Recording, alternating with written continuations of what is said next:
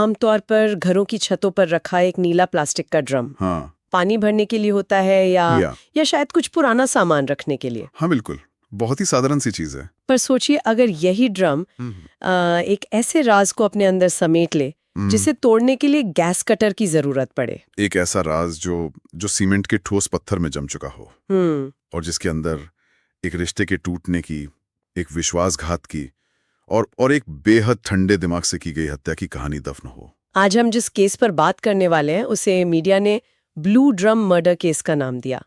ये कहानी मेरठ के एक merchant navy officer Saurav Rajput की है। जी।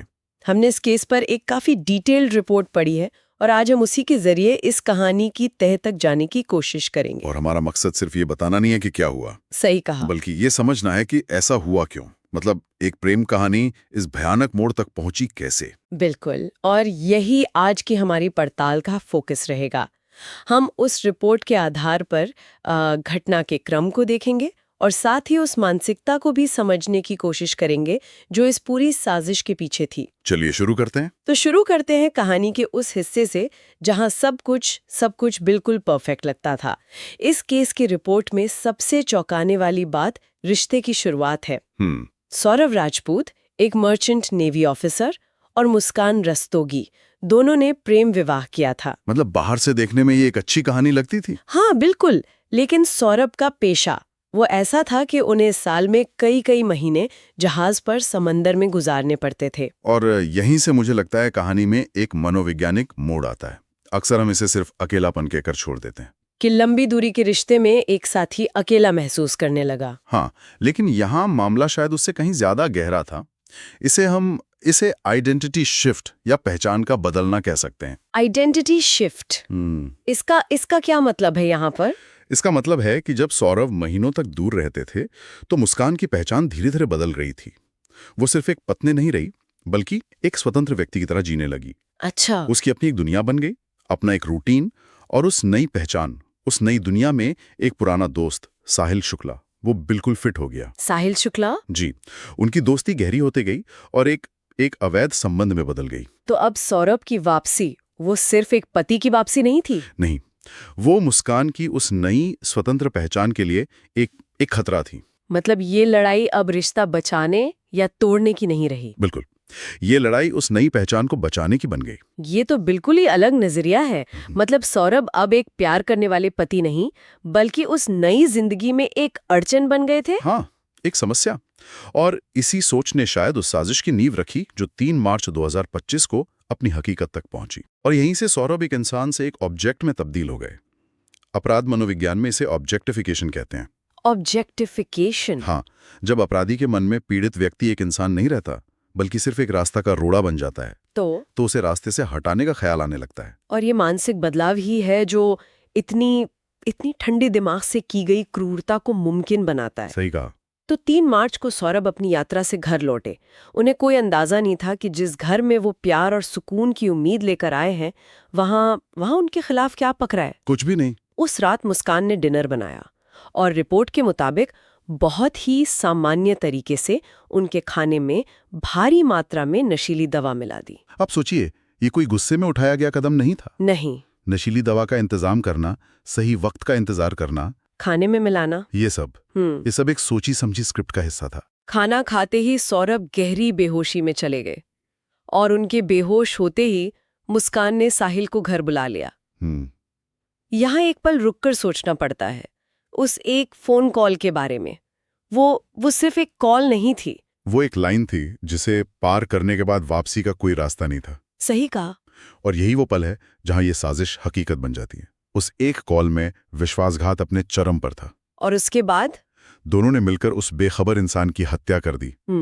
हत्या हो चुकी थी, लेकिन अब उनके सामने एक उससे भी बड़ी चुनौती थी। शव को ठिकाने लगाना। हाँ, और उन्होंने जो तरीका चुना वो उनकी मानसिकता के बारे में बहुत कुछ बताता है। आमतौर पर ऐसे मामलों में अपराधी घबराहट में सबूत छोड़ जाते हैं या जल्दबाजी में कोई गलती कर देते हैं। हाँ बिल्कुल, लेकिन यहाँ योजना का स्तर ही अलग था।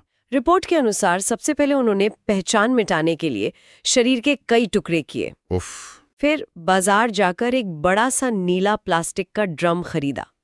ये अपने आप में बड़ा कदम है ना? बिल्कुल, दिन के उजाले में जाकर हत्या का सामान खरीदना। ये उनके बेखौफ होने को दिखाता है। उन्हें लगता था कि उनकी योजना इतनी परफेक्ट है कि वो कभी पकड़े ही नहीं जाएंगे। उन्होंने शव के टुकड़ों को ड्रम में डाला, लेकिन कहानी का सबसे भयानक हिस्सा वो अब शुरू होता है। सीमेंट। हाँ, उन्होंने बाजार से सीमेंट, बजरी और रेत खरीदी, उसका घोल बनाया और उस ड्रम को ऊपर तक भर दिया। उनका मकसद साफ था। हाँ, कि सीमेंट जमकर पत्थर बन जाएगा और ये राज हमेशा के लिए उसी पत्थर में दफन हो जाएगा। ना कोई गंध, ना कोई सुराग। इस तरीके के पीछे की मानसिकता को समझना बहुत जरूरी है। नहीं, ये सिर्फ शव को छिपाना नहीं था। नहीं, ये सौरभ राजपूत के अस्तित्व के हर निशान को, उनकी पहचान को हमेशा के लिए मिटा देने की एक निर्मम कोशिश थी। ये तो एक तरह से उस इंसान को हमेशा के लिए एक बेनाम कब्र में दफन कर देने जैसा था। बिल्कुल, ये दिखाता है कि वो अपराध को छिपाने के लिए किसी भी हद तक जाने को तैयार थे। इस खौफनाक काम को अंजाम देने के बाद दोनों ने ऐसा बर्ताव किया जैसे कुछ हुआ ही ना हो। वो मेरठ से निकलकर छुट्टियां मनाने शिमला चले गए।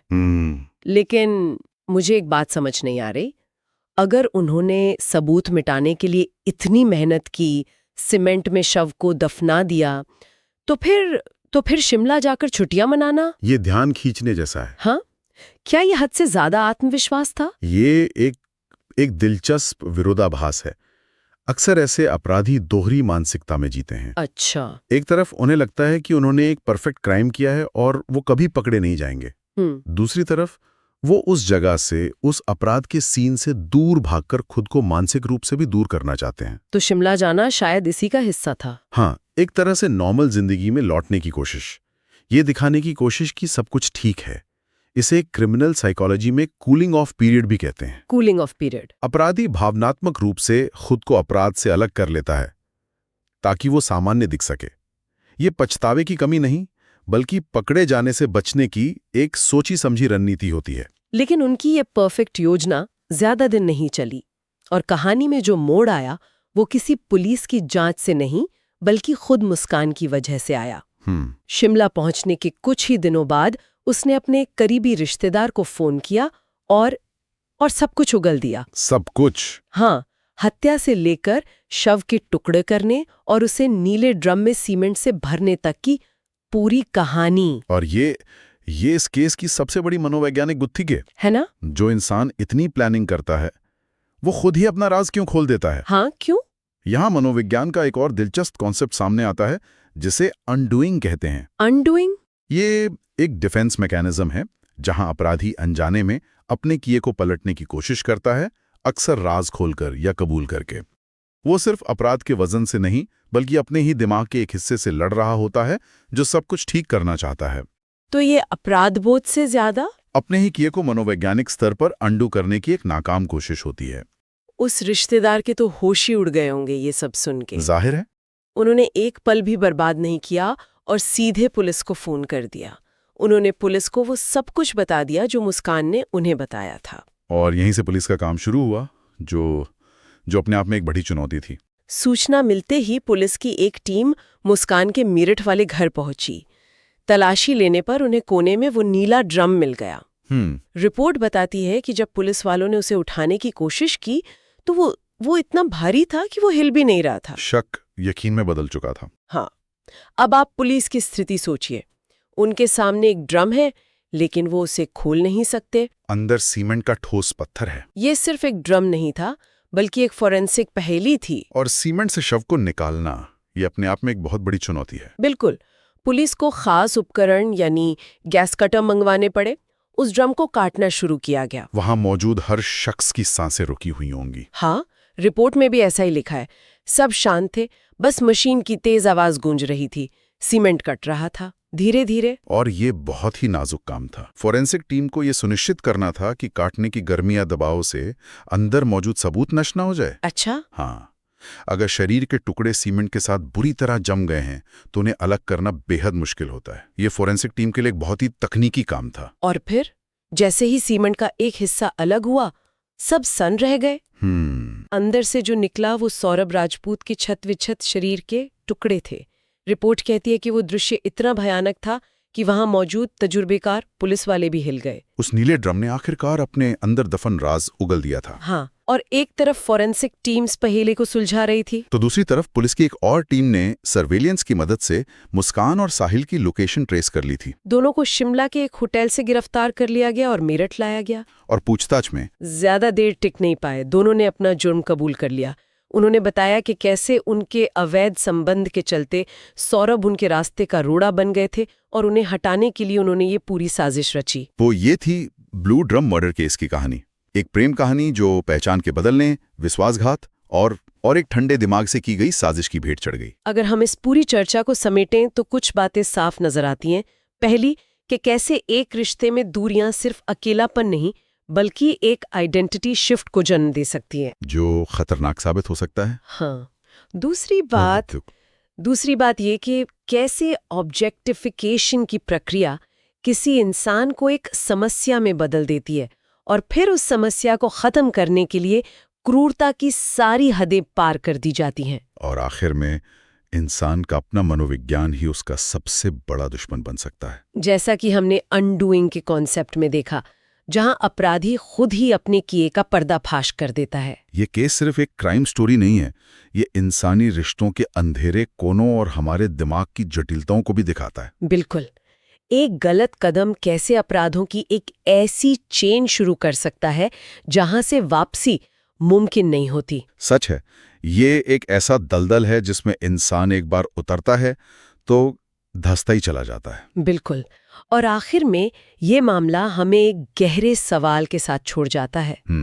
ये सोचने पर मजबूर करता है कि क्या हम वाकई उन लोगों को जानते हैं जिन्हें हम अपना सबसे करीबी समझते हैं? उनके मन के अंदर कौन सी दुनिया पल रही है, कौन सी पहचान बन रही है, इसका अंदाजा लगाना कितना मुश्किल है। विश्वास और धोखे के बीच की वो लकीर आखिर कितनी पतली होती है।